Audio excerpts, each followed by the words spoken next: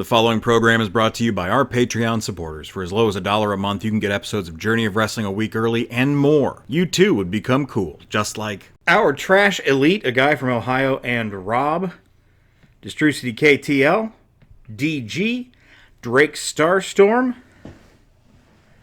Passion Killer 711, Katie Holbrook, and Thomas Austin Jr., whom I did not forget. Please ignore how my voice sounds different. Hey, we got there. I'm sick. You may hear a slight muffling in his audio. That is because he's currently wearing a mask for my safety. Yeah, it shouldn't be bad. I did some test recording. I sound pretty fine. But I'm feeling mostly good until is basically the best way to put it. I will push myself too far, and my brain goes, stop. Just stop it. But otherwise, greetings and salutations. I am Eric J. Chucky, joined as always by the boy. Hey. This is the Two Nerds Podcast, and it's the Royal Rumble 2025. What an unexpected thing for us to cover.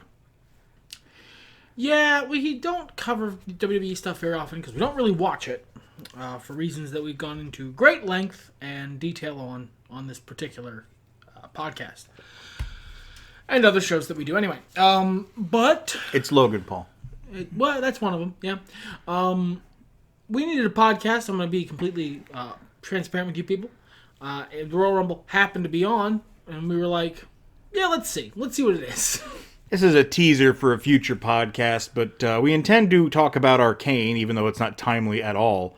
Probably this month of February, but... that depends on how quickly we finish Arcane. It's a bit of a slog. We'll get into it on that podcast. Yeah, we will. We do need to also talk about what's crumping, but that's going to be brief because it's just more Marvel Rivals, really. Well, we got another friend into it, and we've been playing a bunch of it. It's fun.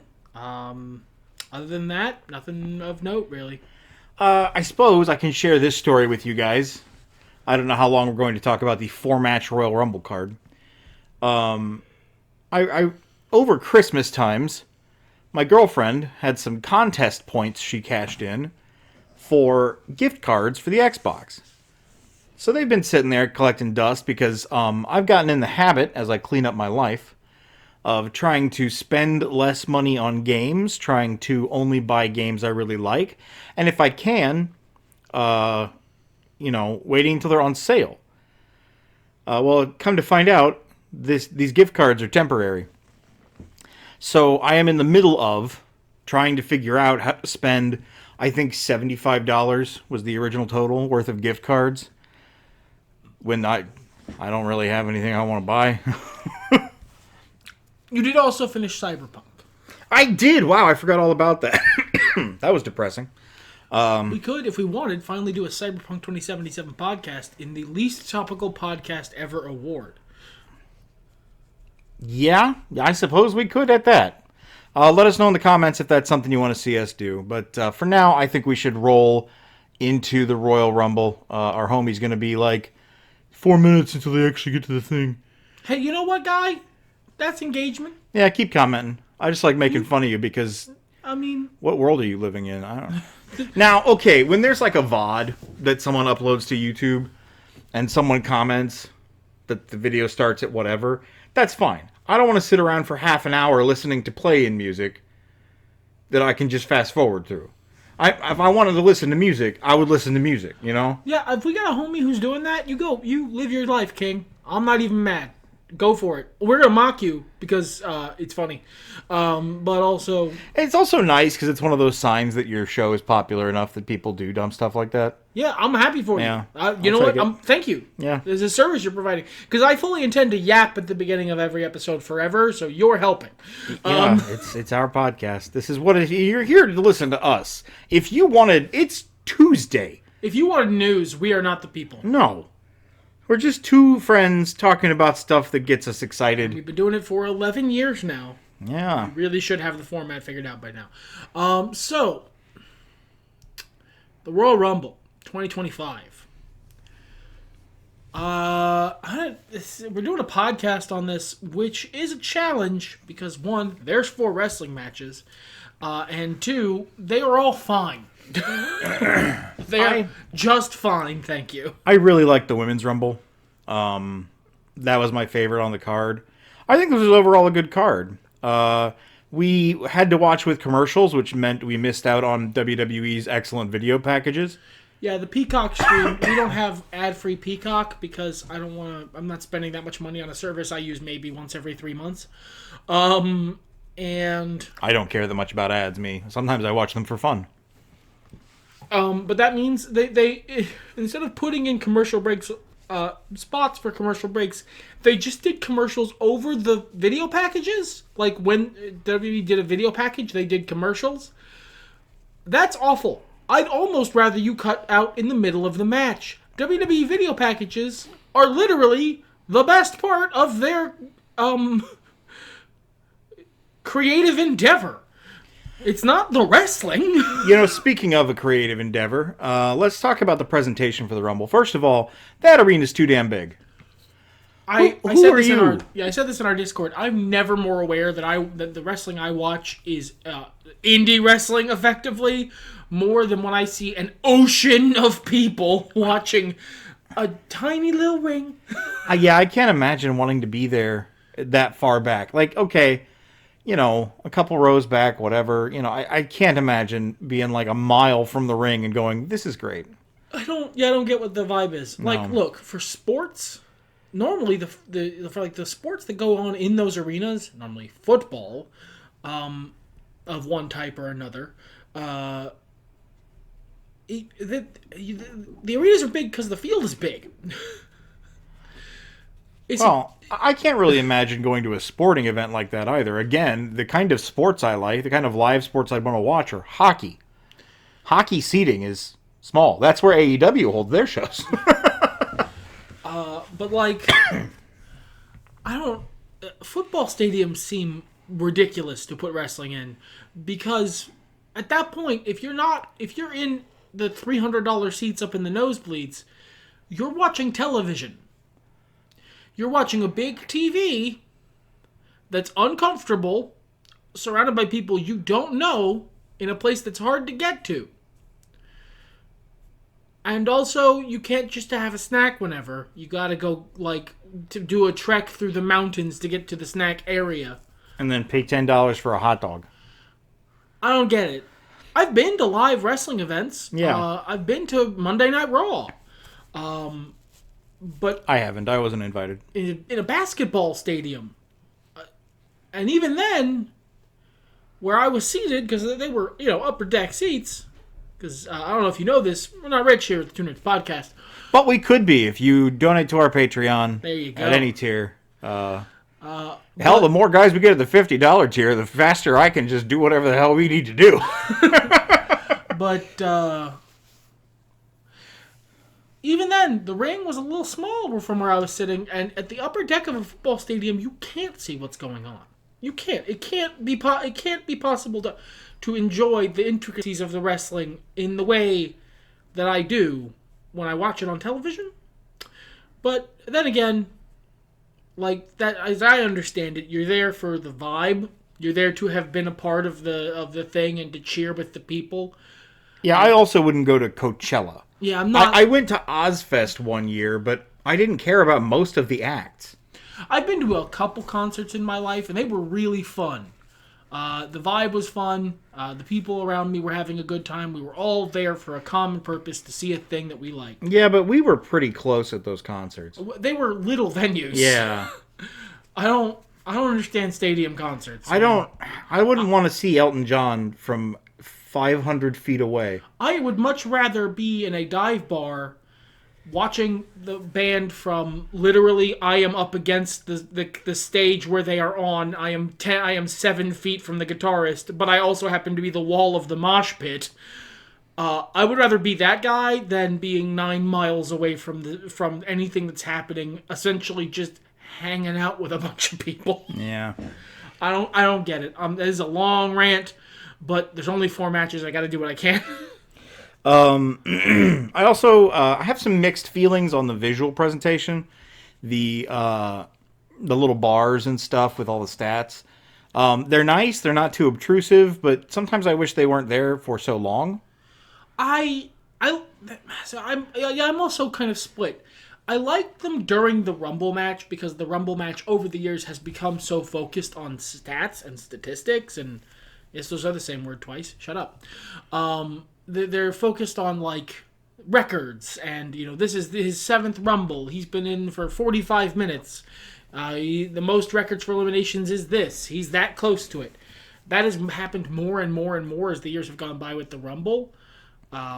In an overall, like, WWE's presentation becoming more and more similar to pro sports sort of vibe.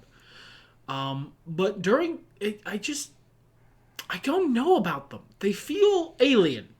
They feel like a different genre of thing is showing up. Yeah. I would agree with that.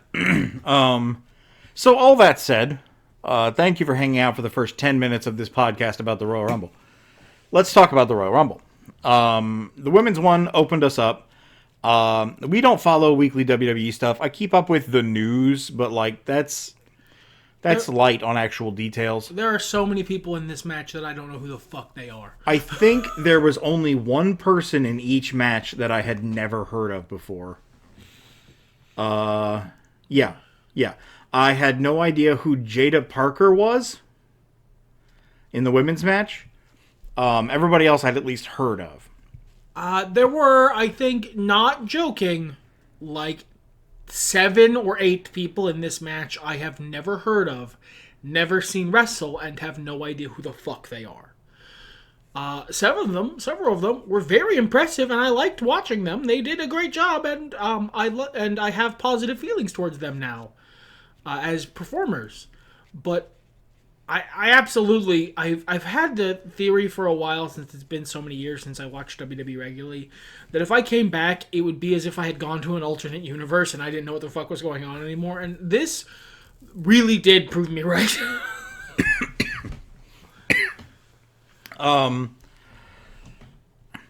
Yeah, what to say here? Well, we had exciting reveals. Alexa Bliss came back. That was fun. Yeah, reports were she was retired, so yay, I'm happy for her. She was supposed to come back in an angle with the Wyatt Six, and then that didn't happen, and then there was a lot of stuff we don't know if it was lies or not yet. What was a work, what wasn't a work. Yeah. I'm still not impressed by Julia. People spent so long hyping her up. Last year, I was pretty frustrated with AEW, so I went looking at some other wrestling, and among that was Julia's NXT debut. Not impressed. Watching her here in the Rumble, not impressed. She was fine. She was one of the people who I don't know who the fuck that is. If it tells you how much time I spend paying attention to wrestling news coverage.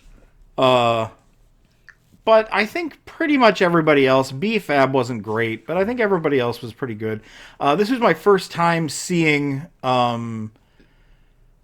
what is her name? Jordan Grace? Is that who I'm thinking of? Jordan, the triangle lady? Yes, yeah. She was very impressive. What a great sign for the WWE. I think that was probably my favorite person who I had no idea who the fuck it was. I also liked Lash Legend. She was cool. Yeah, she got that size. She got that. She did big. She did big person real well. Yeah, honestly, there were a lot of. I think the lows were lower here, but the highs were higher. I had a really good time watching this Rumble. Honestly, the only thing that I didn't like, well, 2 things. One, Nikki Bella don't need to be here.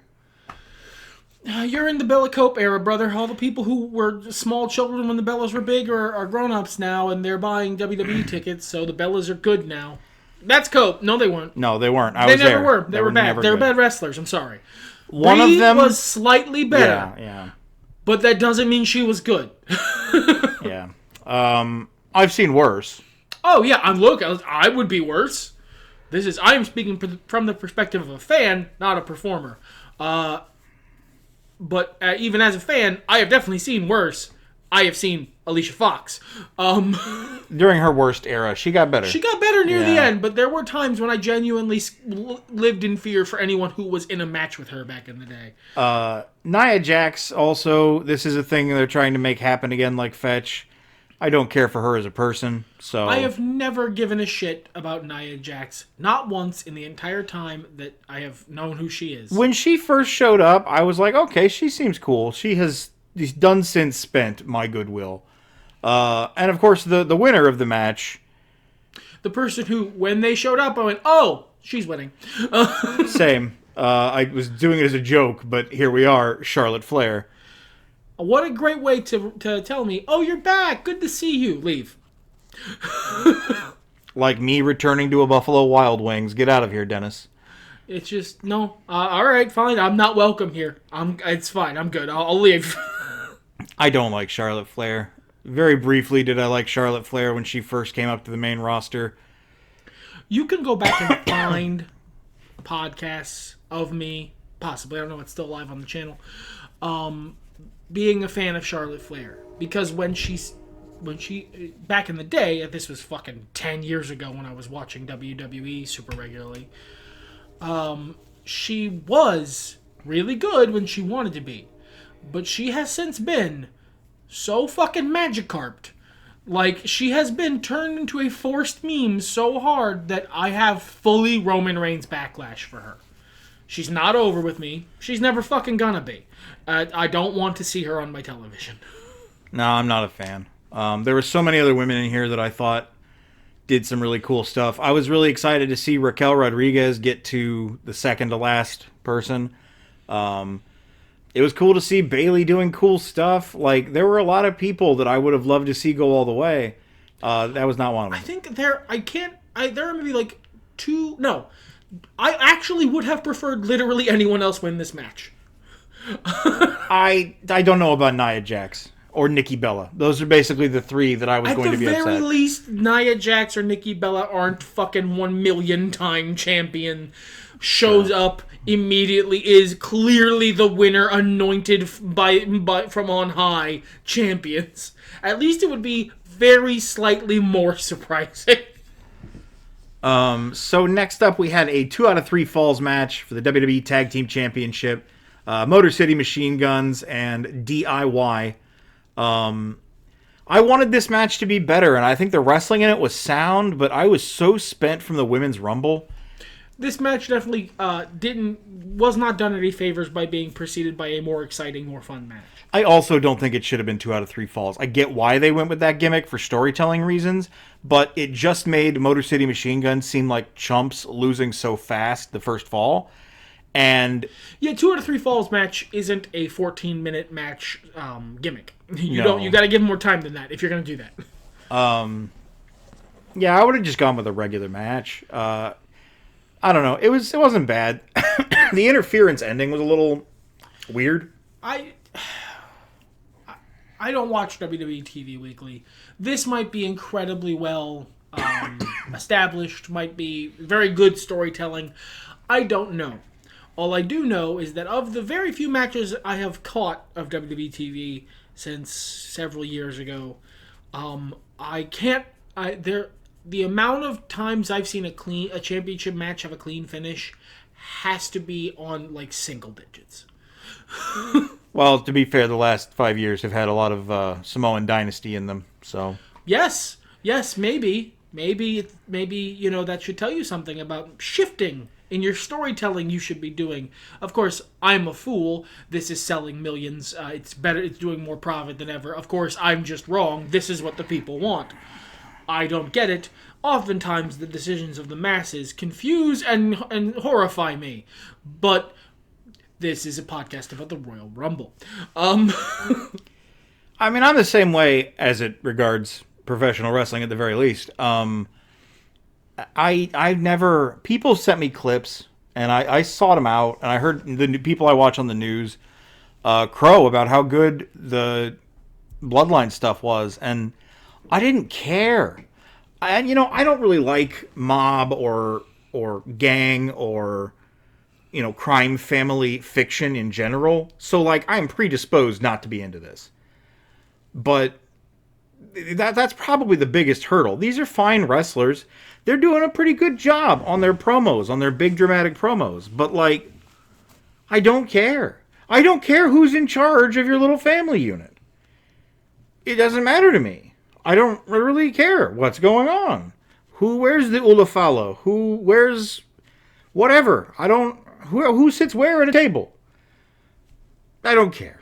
Now, this had nothing to do with the Samoans. This was Street Profits interfered to make sure that DIY kept the titles so they could take the titles from them in the future, was Michael Cole's estimation. Yeah. And that's a perfectly understandable wrestling. Yeah, booking. that's solid enough. It's just on top of 5 years of I only really ever caught Roman's matches, because Roman Reigns is a talent I've been a really big fan of since he debuted with the Shield. And Roman's matches always end one specific way, and then I also watch this show, and it ends this way as well.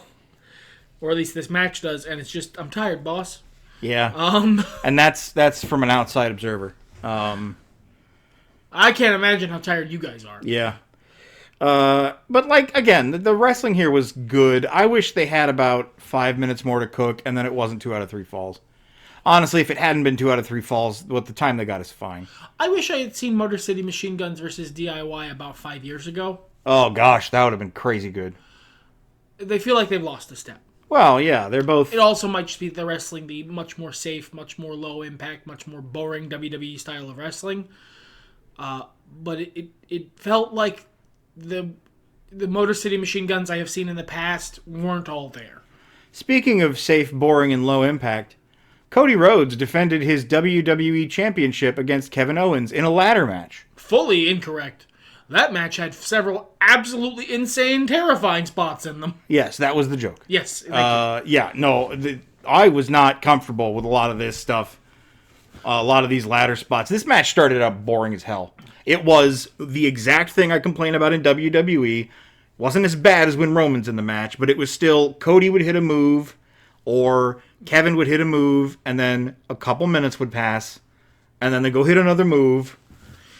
A lot of brawling. Yeah, brawling. Not a lot of wrestling happening. A lot of hitting people with just like the modern, I believe, term is plunder match. The term from when I was a youth is garbage match, and there's a reason for that. Sort of tier stuff. And then they decided to start doing more interesting things, and instead of being interesting, they decided to be suicidal. Homicidal, and in fact, genocidal. I would not have done those spots. I would not have advised those spots. But they did them, and this given what happened in the match, that was clearly how they drew it up. Like, none of those spots went off anyway except the way they exactly were planning on having them go. Scary, guys. Woof. All right, you got giant balls. Your manliness is not in question. Wow, good job. I'm scared.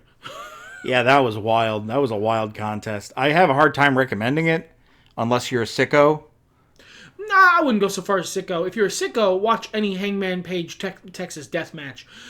This is the WWE tier of that. It's still pretty rough. The Cody Rhodes AEW lives in this match. You know Cody. You know how he left AEW, going backward through a flaming table poorly. Yeah.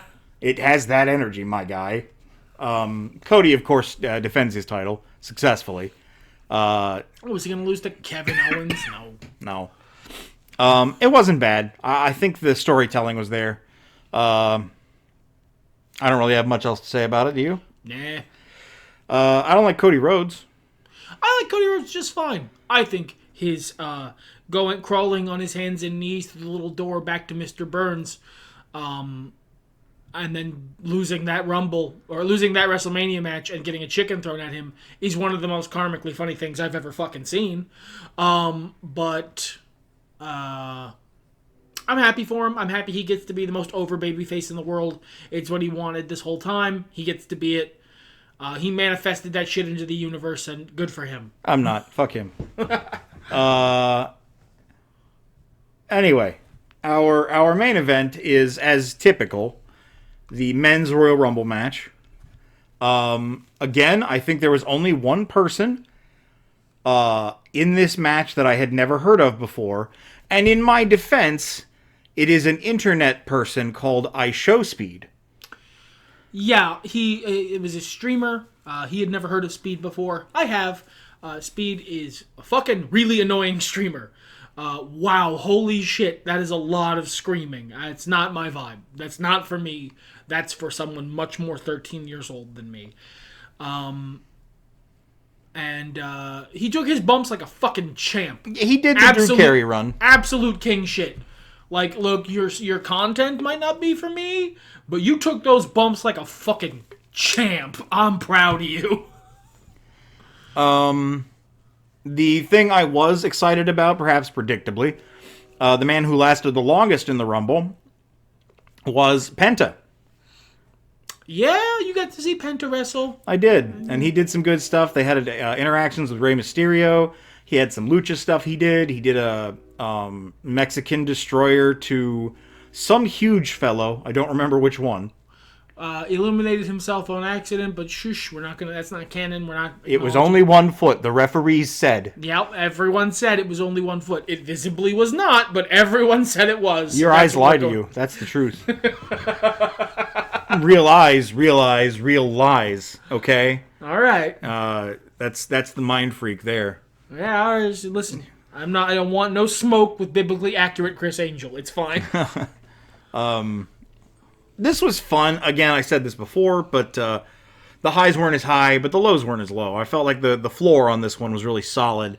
I was excited to see most of the people in this match, even if it didn't feel like there was any big, exciting thing on the level of Alexa Bliss or even Nikki Bella. Even though I don't like her, like I get that that's a big an old person return pop. There was.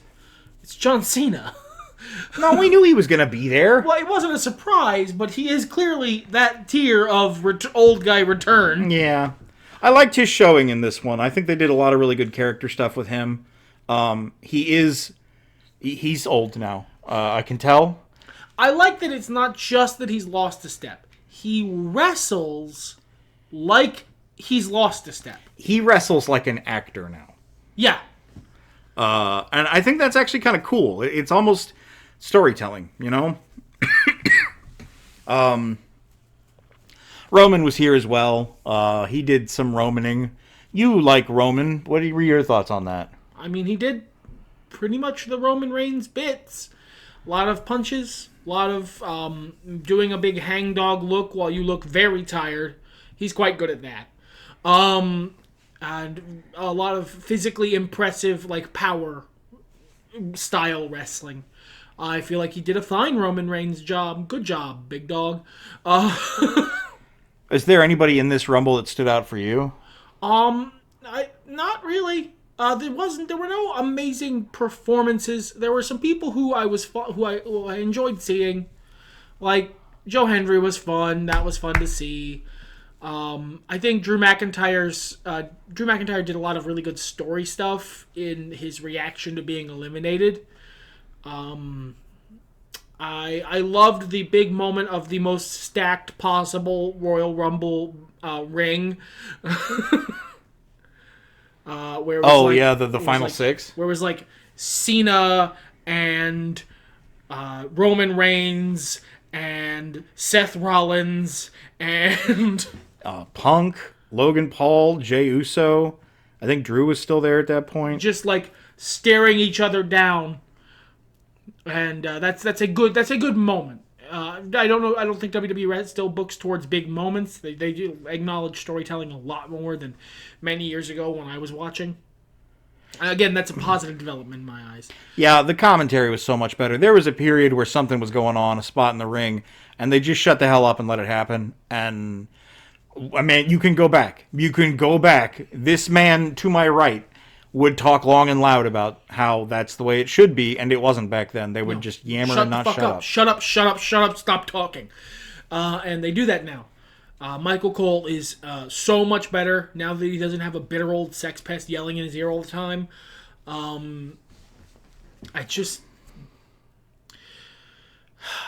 There wasn't anything that was like a standout performer, but it was a fine, fun match. Yeah. A pretty good Royal Rumble. I liked that it was different in terms of tone and pacing and order from the first one. I don't mind the winner, but I don't watch the show. Yeah, I mean, I guess he's really fucking over. Oh, yeah. People love heat. He said, funny thing he said once when he was drunk to pop the guy he was in an interview with, got this dude over nuclear hot. Good job, Jey Uso. Congratulations, WrestleMania main event, Jey Uso. I'm hoping he goes up against Cody. Yeah, beat him. Fuck it. Yeah, What do I well, care? shit, huh? But yeah, that's us watching the Royal Rumble. I know we were doing a series, and this is something else for you guys that have been around for a while. It's been 2 years now, I think. We were slowly making our way, through the other Royal Rumbles. We watched like 3. The classics, trying Yeah. to get up to the present in an experiment that at the pace we were doing it would take us 45 years. But they're not available on streaming platforms right now, so I don't know when we're going to get back to that. That kind of falls to the powers that be, I suppose. Things are still in flux. I was surprised that the pay-per-view was on Peacock. I guess it's not on Netflix in the U.S. yet. So. Yeah, it's on Netflix around the world and other places, but in the U.S., not so much. Any closing thoughts, my friend? I don't want to watch WWE regular, but I'm very happy I watched this. This was fun.